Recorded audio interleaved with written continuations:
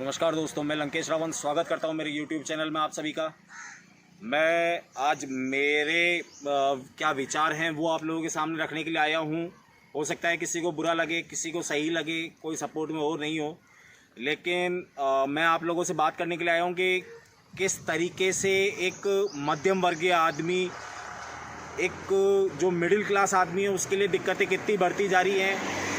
मैं ये नहीं बोलूँगा कि बीजेपी कोई गलत काम कर रही है, मैं ये नहीं बोलूँगा कि कांग्रेस कोई गलत विरोध कर रही है, कांग्रेस कोई सही काम कर रही है। कांग्रेस तो खैर वैसे ही कोई सही काम नहीं करती है, लेकिन मैं एक चीज़ देश की जनता से और पर्टिकुलरली मैं मध्यम वर्ग के लोगों से बात करना चाहूँगा कि हम लोग एक वीडियो बना देते हैं या किसी के वीडियो देखते हैं या किसी के विचारों से सहमत होते हैं किस बात पर कि भाई किसान, हमारे देश का जो किसान है, हमारे देश का जो अन्नदाता है वो डूबता जा रहा है। उसके लिए सबको आवाज़ उठानी चाहिए, सबको उसके साथ में खड़े रहना चाहिए। बिल्कुल मैं हमारे देश के अन्नदाता के साथ में खड़ा हुआ हूँ, लेकिन मैं कौन से अन्नदाताओं के साथ में खड़ा हुआ हूँ? जिनके घरों में 4-4, 5-5 लग्जरी गाड़ियाँ खड़ी हुई हैं उनके साथ में नहीं। जिनके यहाँ पर पानी की व्यवस्था है, खाद की बढ़िया व्यवस्था है, उनके पास में इतना पैसा है, वो इतने सक्षम है, उनके पास में इतनी ज़मीन है कि वो लोग अपना जीवन यापन प्लस अपने ऐशो आराम की ज़िंदगी के लिए पैसा निकाल सकते हैं। मैं उन किसानों के साथ में, उन अन्नदाताओं के साथ में खड़ा हुआ हूँ जिनके पास में ज़मीन के टुकड़े भी छोटे हैं और वो कर्ज के तले पूरी तरीके से दब चुके हैं। मैं उनके साथ में खड़ा हुआ हूँ।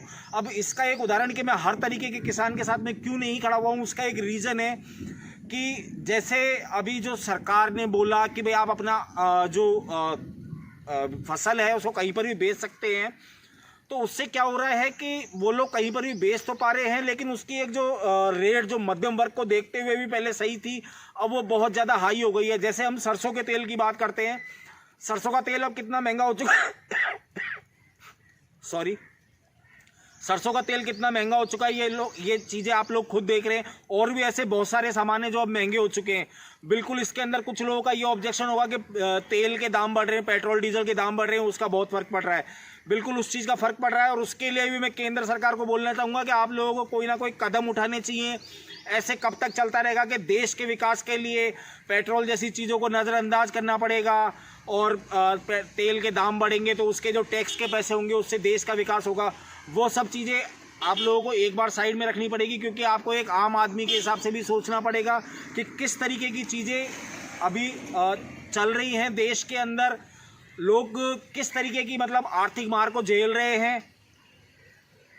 हमें जो ये किसानों मतलब अभी भी किसान लेकिन विरोध पर बैठे हुए हैं। बहुत सारे किसान वो नकली किसान बोले जा रहे हैं, क्योंकि वो सारे किसान वो हैं जिनके पास में करोड़ों अरबों रुपए की संपत्ति है और वो करोड़ों की गाड़ियां चलाते हैं, लेकिन वो लोग कांग्रेस के पर्टिकुलर एक पार्टी के बहकावे में आकर के रोड पर बैठे हुए हैं। तो उन लोगों का तो समर्थन किसी तरीके से हो ही नहीं सकता।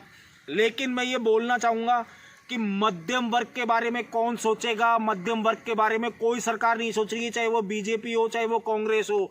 और मध्यम वर्ग किस चीज़ में लगा हुआ है कि हमारी हिंदुत्व की लड़ाई चल रही है, बीजेपी हमारे हिंदुत्व की आवाज़ उठा रही है।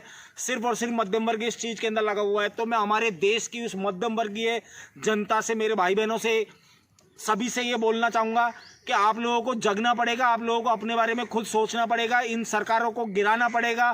क्योंकि अगर कोई मध्यम वर्ग के बारे में नहीं सोचेगा तो मध्यम वर्ग अपने आप में इतनी बड़ी जनता है कि वो चाहे तो किसी सरकार को गिरा सकती है, चाहे तो कोई नई सरकार बना सकती है। तो अब हमें खुद को अपनी आंखें खोल करके, अपने दिमाग को खोल करके सोचना पड़ेगा कि हमें क्या करना है। धन्यवाद। जय श्री राम।